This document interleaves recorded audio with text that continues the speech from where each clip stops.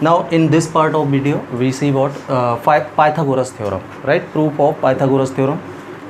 Pythagoras theorem आप पहले से भी जानते हैं क्या, इन एनी राइट ट्राइंगल, मतलब राइट ट्राइंगल में लगता है ये, और किसी ट्राइंगल में नहीं लगेगा, है ना. इन any right triangle the square of longest side. तो राइट ट्राइंगल में सबसे बड़ी साइड कौन सी होती है? हाइपोटेनियस. तो आप तो स्क्वायर ऑफ हाइपोटेनियस भी बोल सकते हैं हम इसको. इज इक्वल टू द, अब अदर टू साइड बचेंगी, कौन कौन? एक होगा परपेंडिकुलर और एक होगा बेस. तो this is equal to the sum of square of other two sides. Clear? तो this is statement of Pythagoras theorem. देखो आप क्या है, the in any right triangle का मतलब है कि आपको एक राइट ट्राइंगल गिवन है. तो ये हमने एक राइट ट्राइंगल ABC बना लिया.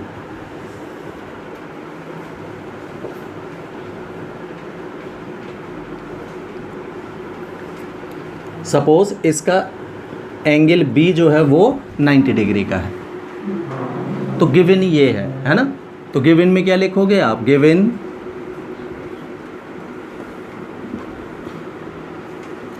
in triangle ABC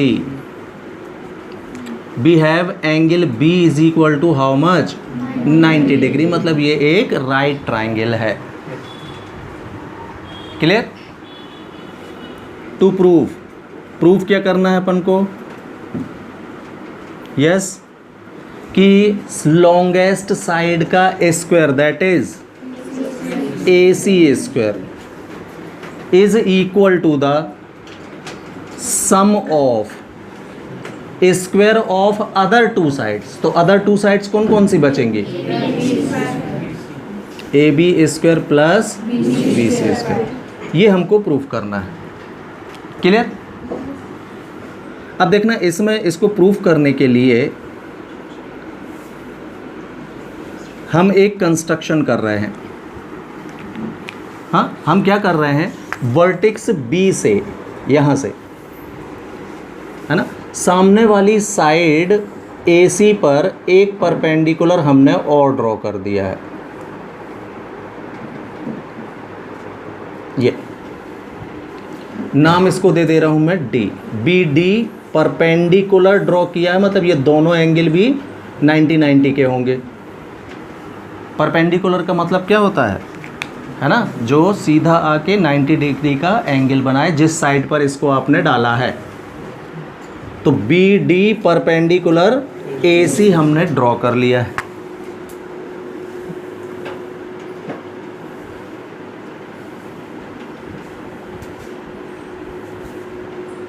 clear?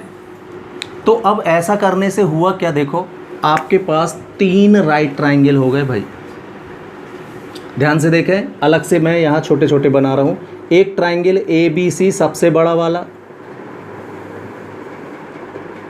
ये आपके समझने के लिए है फिगर है. ये सबसे बड़ा था ABC, इसका ये 90 डिग्री है, राइट. अभी इसको मत देखो कंस्ट्रक्शन को. तो ABC को मैंने थोड़ा साइज छोटा करके अलग से बना लिया है समझने के लिए. है ABC ये. अब जैसे ही आपने ये परपेंडिकुलर ड्रॉ किया तो इधर से देखना, एक A D और B आपको एक राइट ट्राइंगल छोटा ये देखने लगा होगा. अलग से ये कर दिया मैंने A D B. इसका D एंगल 90 डिग्री का है, चेक कर लो. ADB है. हाँ, और दूसरा यहीं से देखोगे तो आपको दिखेगा एक BDC.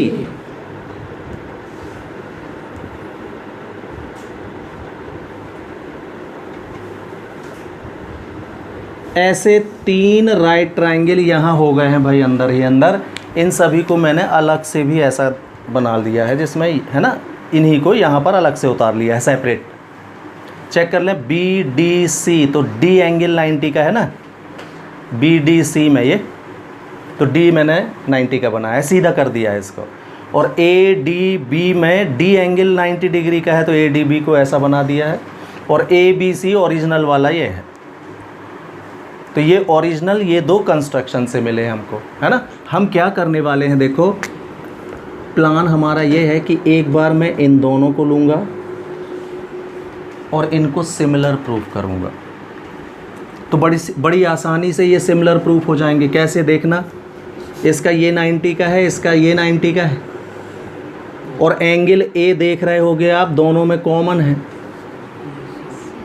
ए दोनों में कॉमन है कि नहीं, है ना। यहाँ से भी देखोगे तो देखना ऐसे ए बी सी 90 का, इसमें ए डी बी 90 का, हाँ, तो एंगल ए दोनों में कॉमन आएगा अगर ओरिजिनल फिगर में देखोगे तो ऐसा,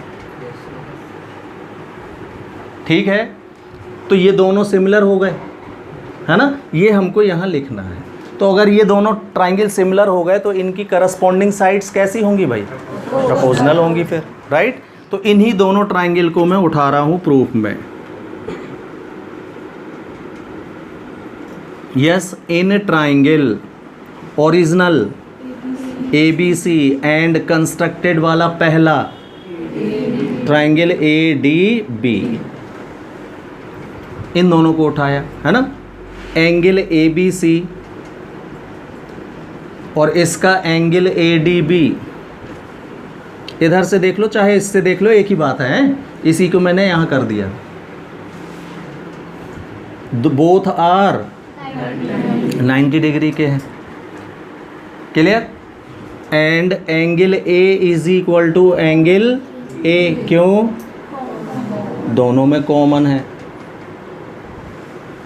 तो दोनों ट्राइंगल कैसे हो गए भाई, ट्राइंगल ABC सिमिलर हो गया ट्राइंगल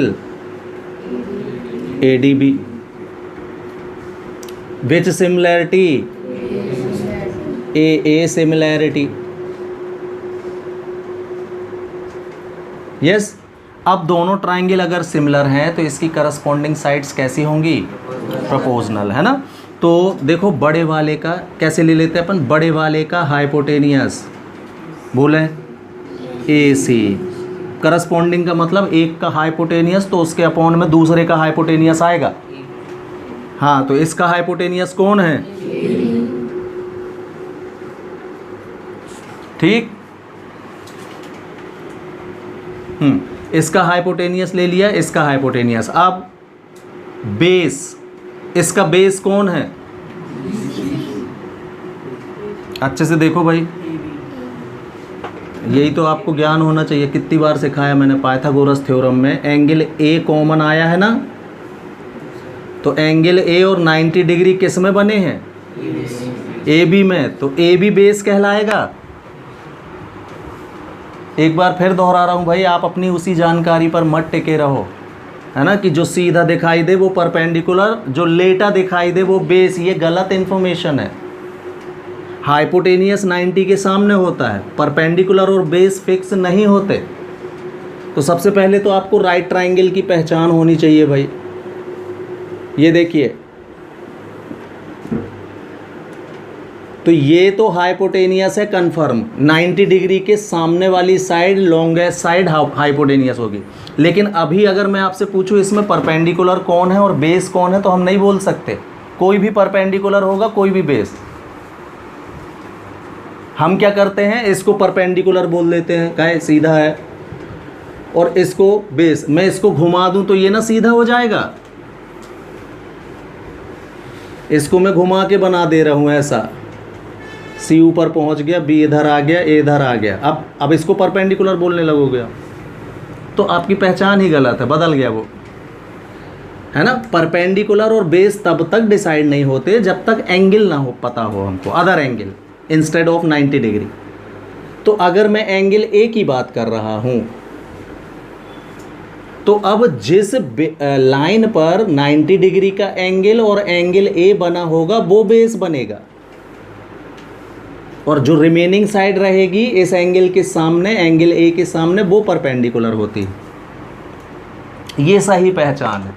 जैसे ही मैंने एंगल चेंज किया, A बदल दिया मैंने, एंगल C बोलने लगा मैं, तो अब आपका बेस ये बन जाएगा, BC बेस हो जाएगा, परपेंडिकुलर ये हो जाएगा, ये बदल गए भाई। तो अकॉर्डिंग टू एंगल डिसाइड होता है कि कौन परपेंडिकुलर होगा कौन बेस। क्लियर? हाँ, तो ये बताओ बेस ए बी होगा कि बी सी? अब हाँ, और इसका बेस कौन होगा? ए डी होगा। बिल्कुल ठीक। क्लियर? अभी कोई डाउट है? अब की बार सही बेस पहचान लोगे ना? क्रॉस मल्टीप्लिकेशन, तो इसका मल्टीप्लाई इसमें, तो A C into A D is equal to A B into A B square हो जाएगा। ये इसको इक्वेशन नंबर 1 डाल के मैं यहीं छोड़ दे रहा हूँ। इन 2-3 स्टेप में किसी को कोई प्रॉब्लम है क्या? नहीं है तो बिल्कुल ये काम हमको अब ओरिजिनल के साथ दूसरे वाले में करना। बिल्कुल यही लाइन है, बिल्कुल कोई चेंज नहीं। दोबारा ओरिजिनल फर्स्ट, ओरिजिनल के साथ आप सेकंड ले लेंगे। ये दोनों कंस्ट्रक्शन से मिल गए थे आपको। फिर से ओरिजिनल लो। तो in triangle A B C and triangle B D सी,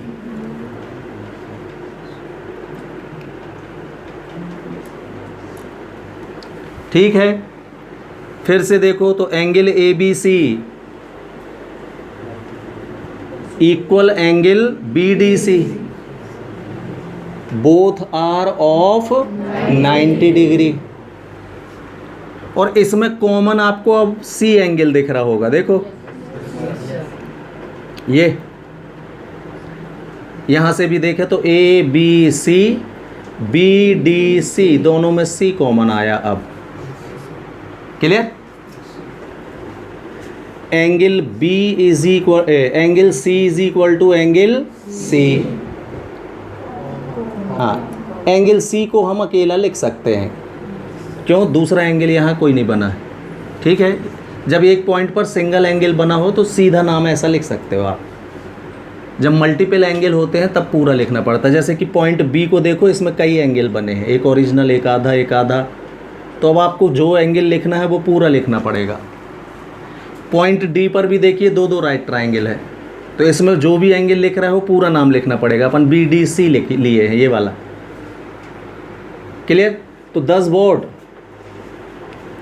ये दोनों भी कैसे हो गए? तो सिमिलर हो गया किसके? B D C. किस सिमिलैरिटी से? ए सिमिलैरिटी से, राइट। तो इनकी भी करस्पॉन्डिंग साइड्स कैसी होंगी भाई? प्रोपोर्शनल। तो बड़े वाले का फिर से हाइपोटेनियस ए सी, तो छोटे वाले का हाइपोटेनियस बी सी आएगा। इधर से देख लो या उधर से देख लो, ठीक है। इज इक्वल टू बड़े वाले का बेस इस बार, और छोटे वाले का बेस डी सी। अब ठीक पहचाने भाई आप, और ठीक पहचान जाओगे तो बिल्कुल सही लग जाएगा। वो पहचान गलत, थ्योरम गलत, ठीक है। फिर से क्रॉस मल्टीप्लिकेशन, तो D C into A C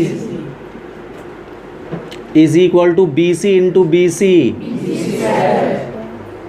equation number 2 हो गया ये। क्लियर? मैं इक्वेशन नंबर 1 को और इक्वेशन नंबर 2 को ऐड कर दे रहा हूं भाई, बाय इक्वेशन 1 प्लस इक्वेशन 2। तो ऐड करते इक्वेशन बनती होंगी ना आपसे। कैसे ऐड करते हैं? LHS को LHS से ऐड करते हैं, RHS को RHS से ऐड करते हैं, ठीक। तो इसका LHS कौन है? AC इंटू AD प्लस इसका LHS AC into DC is equal to, दोनों में तो इज इक्वल टू लगाएंगे। इसका RHS AB स्क्वायर प्लस इसका RHS। कोई डाउट? यहाँ आपको AC कॉमन दिख रहा होगा, दोनों में दिख रहा है। AC कॉमन निकाल लो, तो इनसाइड ब्रैकेट क्या बचा यहाँ, प्लस यहाँ क्या बचा, is equal to AB² plus, अब जरा फिगर में देख के बताओ आप कि AD प्लस DC ये कौन है? AC है, बिल्कुल ठीक।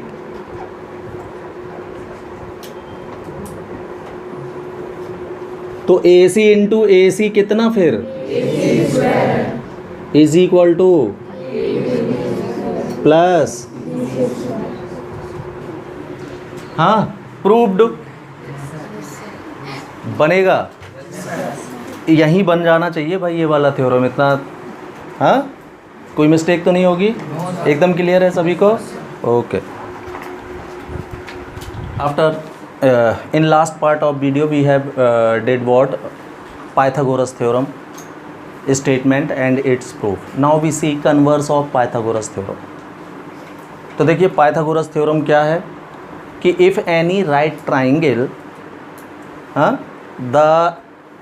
in any right triangle the square of longest side is equal to the sum of the square of other two sides, this is Pythagoras theorem. Now we converse it. तो converse करोगे तो क्या हो जाएगा? if in any triangle the square of longest side is equal to the sum of the square of other two sides then prove that it is a right triangle, then it is a right triangle. तो ये इसका statement बन जाएगा क्या? तो statement कैसा बना?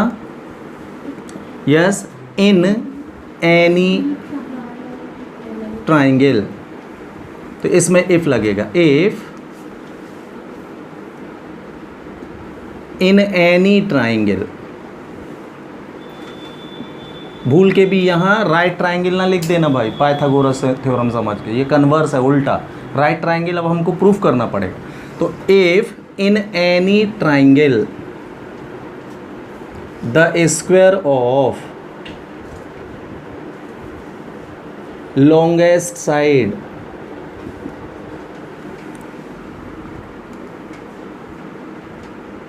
is equal to the sum of the square of other two sides,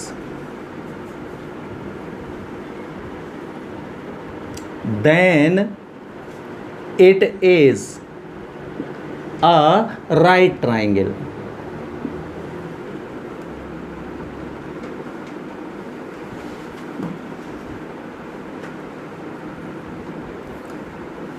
That means the angle opposite to the longest side will be 90 degree. Right triangle मतलब जो लॉन्गेस्ट साइड का सामने वाला एंगल होगा वो 90 डिग्री का होगा, ये हमको अब प्रूफ करना पड़ेगा। क्लियर? तो ये है कन्वर्स ऑफ पाइथागोरस थ्योरम का स्टेटमेंट। क्लियर? तो इसको नोट कर लो, फिर अपन प्रूफ करते हैं। नाउ सी क्या गिवन है आपको? इन एनी ट्राइंगल, तो शेप आप इसको राइट ट्राइंगल जैसा ही देंगे, लेकिन ये 90 डिग्री का भी है नहीं एंगल, हमको प्रूफ करना है क्योंकि ABC आपको गिवन है, इसमें AC लॉन्गेस्ट साइड है। क्लियर? तो गिवन में क्या आ जाएगा आपका?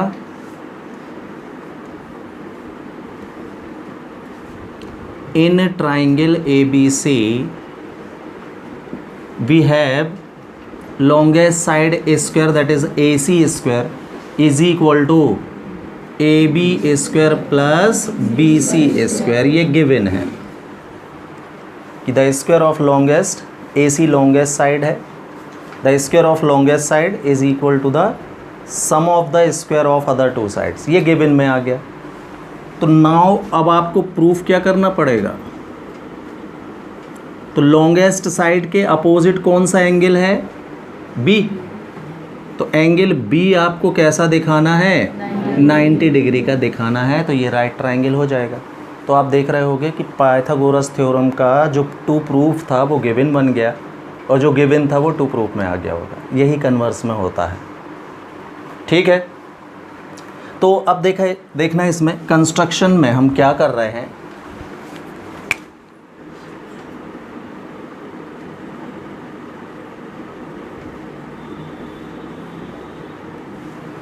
कि हम एक राइट ट्राइंगल पूरा कंस्ट्रक्ट कर रहे हैं। राइट ट्राइंगल कैसा कंस्ट्रक्ट किया है आपने कि जो राइट ट्राइंगल हम बना रहे हैं उसकी साइड ये वाली PQ,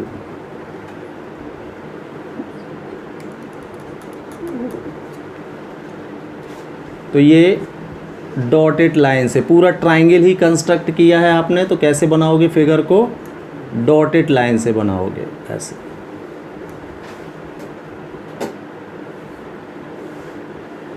कंस्ट्रक्शन हमेशा डॉटेड लाइन से शो करना चाहिए। क्लियर? तो हमने एक राइट ट्राइंगल बनाया है, मतलब ये जो कंस्ट्रक्टेड ट्राइंगल है वो राइट ट्राइंगल है। और कैसा है ये कि इसकी साइड PQ जो है वो साइड AB के इक्वल है लेंथ में, और इसका साइड ये जो QR है ये इसकी साइड BC के इक्वल है। ऐसा हमने एक राइट ट्राइंगल कंस्ट्रक्ट कर लिया है। हाँ, तो कंस्ट्रक्शन में क्या आएगा? Construct a right triangle,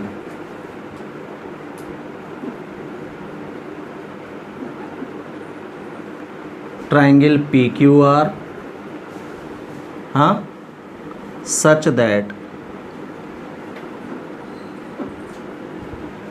angle Q is 90 degree,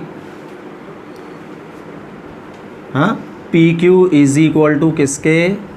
AB, and QR is equal to किसके? BC।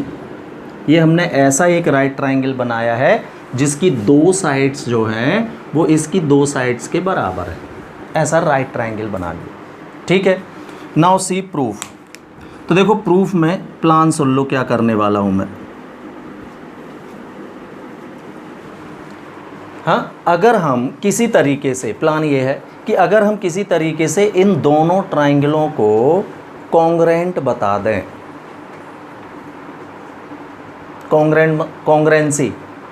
कॉन्ग्रेंट अगर आपने इन दोनों को बता दिया, हाँ, तो आपने लास्ट ईयर पढ़ा था कि CPCT से कॉन्ग्रेंट ट्राइंगल के अदर पार्ट ऑटोमेटिकली सेम हो जाते हैं। तो अपने आप एंगल B किसके बराबर हो जाएगा? एंगल Q के कॉन्ग्रेंट होने के बाद। तो एंगल B बराबर अगर एंगल Q हो गया तो एंगल Q है कितने का? तो एंगल B भी कितने का हो जाएगा? ये हमारा प्लान है भाई इसमें। तो इन दोनों को कॉन्ग्रेंट बताने के लिए हमको एटलीस्ट 3 चीज़ें बराबर बतानी पड़ेंगी, जो एक्सम पढ़े थे आपने लास्ट ईयर 9th में। तो इनमें आपको देखें तो दो साइड तो मैंने कंस्ट्रक्शन से सेम बना ली है। हाँ, तीसरा एलिमेंट और सर्च करना पड़ेगा अभी हमको इसमें। तीसरा एलिमेंट किसी को दिख रहा है जो इक्वल हो दोनों में?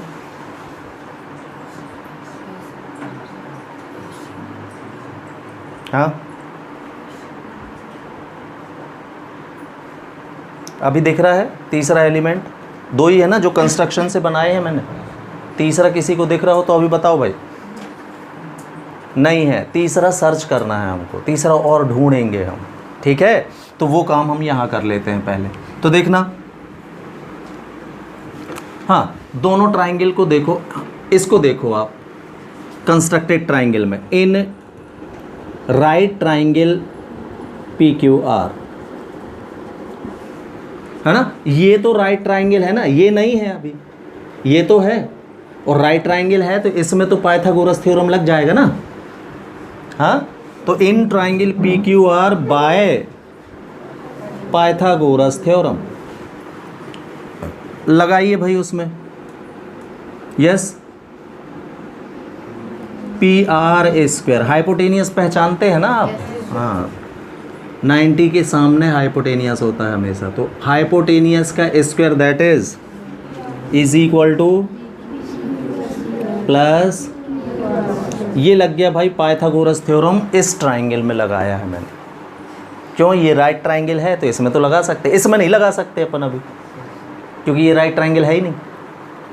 इसको तो प्रूव करना। ठीक है, कंस्ट्रक्शन से लेकिन हमारे पास पी क्यू किसके इक्वल है, तो मैं पी क्यू की जगह ए बी पुट कर दिया भाई, उसमें स्क्वायर लगा रहेगा। क्यू आर किसके इक्वल है, तो इसकी जगह बी सी रख दिया मैंने, और इसको इक्वेशन नंबर 1 दे दिया। क्लियर। गिवन क्या है आपको, लेकिन हाँ, A C square is equal to A B square plus, ये इक्वेशन सेकेंड कहाँ से है, ये हमको गिवन है ये। तो आप इन दोनों इक्वेशन को देखो तो दोनों के आर एच एस बिल्कुल एक जैसे हैं क्या, तो एल एच एस भी कैसे हो जाएंगे, इक्वल हो जाएंगे। तो by equation first and equation second we get A C square is equal to P R square मिला। टेकिंग स्क्वायर रूट और करके सीधा ए सी बराबर क्या, पी आर, इसको मैंने इक्वेशन नंबर 3 दे दिया। ये हमने रिजल्ट निकाला है भाई। तो तीसरी चीज़ जो कम हो रही थी वो मैंने सर्च कर ली है। अब तो दोनों कॉन्ग्रेंट हो गए भाई, दो साइड पहले से इक्वल थी, तीसरी मैंने ढूंढ ली है ये, ठीक है। तो अब इन दोनों ट्राइंगल को टेक कर लीजिए। In triangle A B C and triangle P Q R, तीन चीज़ें कौन कौन सी हो गई भाई, P Q is equal to A B, Q R is equal to, सीधा लिख लो, A B is equal to P Q, B C is equal to Q R. ये दोनों रिजल्ट किससे हैं, नहीं, बाय कंस्ट्रक्शन है। अच्छे से देख लो, ये गिवन में नहीं है इसलिए अलग कलर से लिख दिया हूँ मैं, ब्लू कलर से। ये कंस्ट्रक्टेड एरिया है, ठीक है। हाँ, and A C is equal to what, P R, ये बाय इक्वेशन 3। तो तीन चीज़ें मिल गई इक्वल, इसका मतलब दोनों ट्राइंगल क्या हो गए भाई, कॉन्ग्रेंट हो गए। thus triangle A B C is congruent to triangle P Q R which axiom, triple S axiom, और कॉन्ग्रेंसी, ठीक है। तो अगर दोनों ट्राइंगल कॉन्ग्रेंट हो गए तो इसका एंगल बी और इसका एंगल क्यू ऑटोमेटिकली बराबर हो जाएंगे।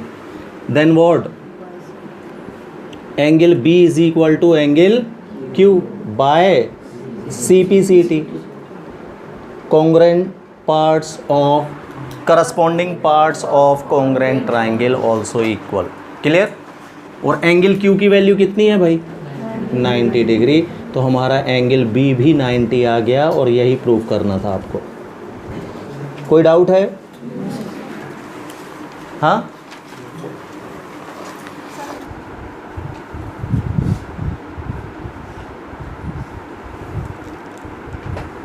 नाउ सी क्वेश्चन नंबर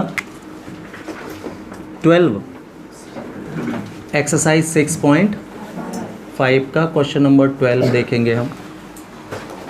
देखो क्या लिखा है इसमें,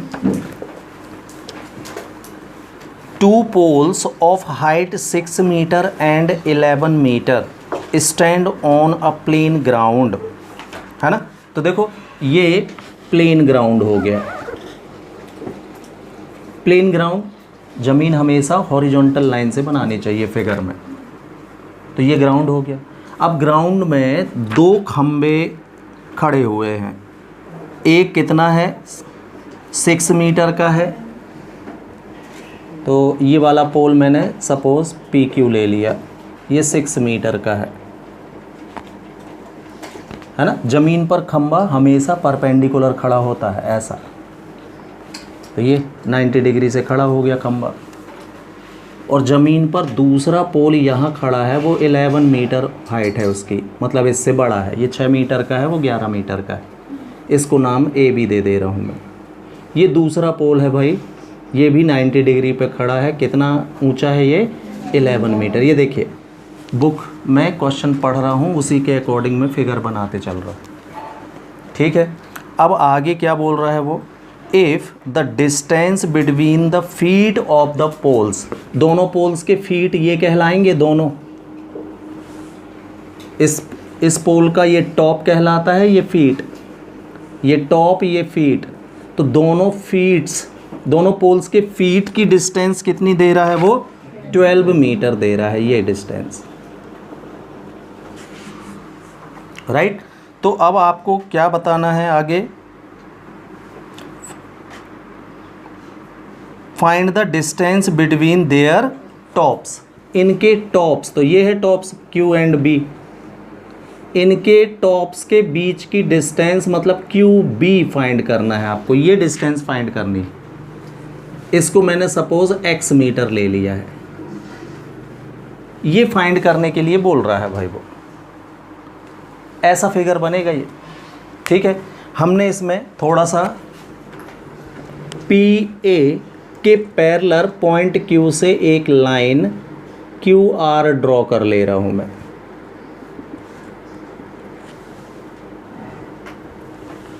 draw QR parallel to PA।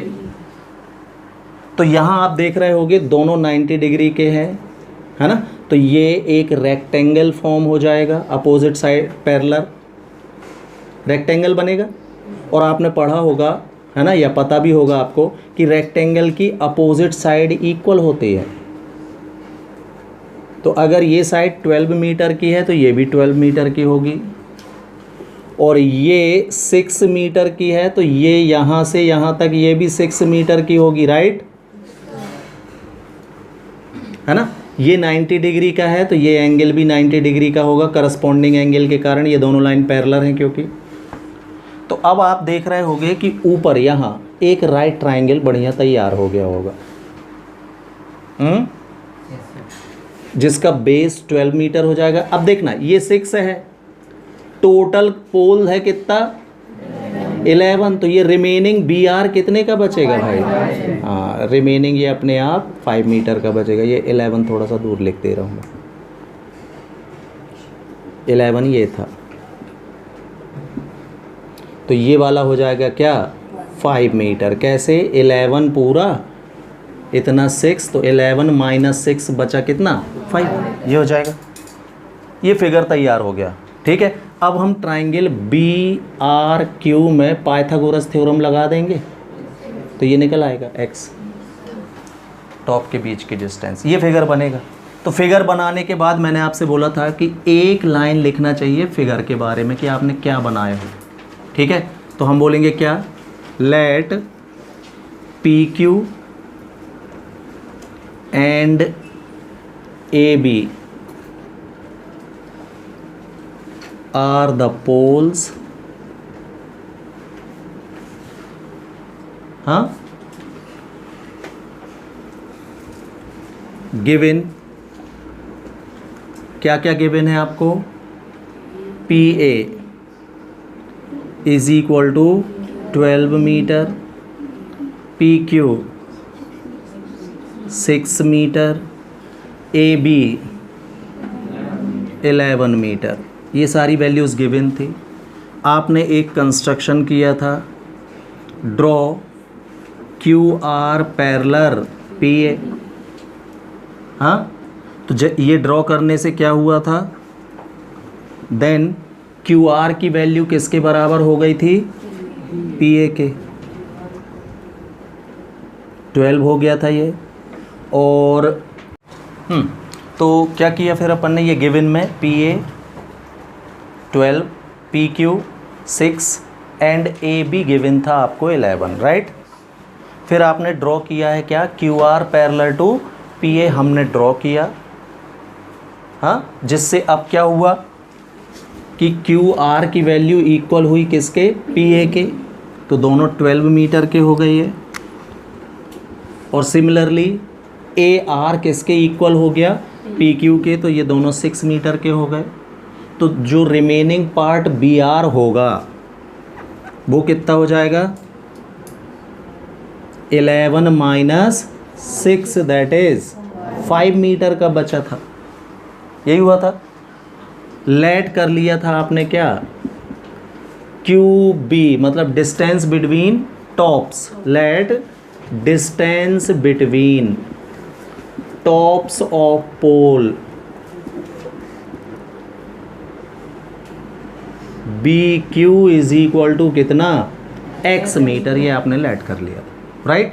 Now in right triangle B R Q,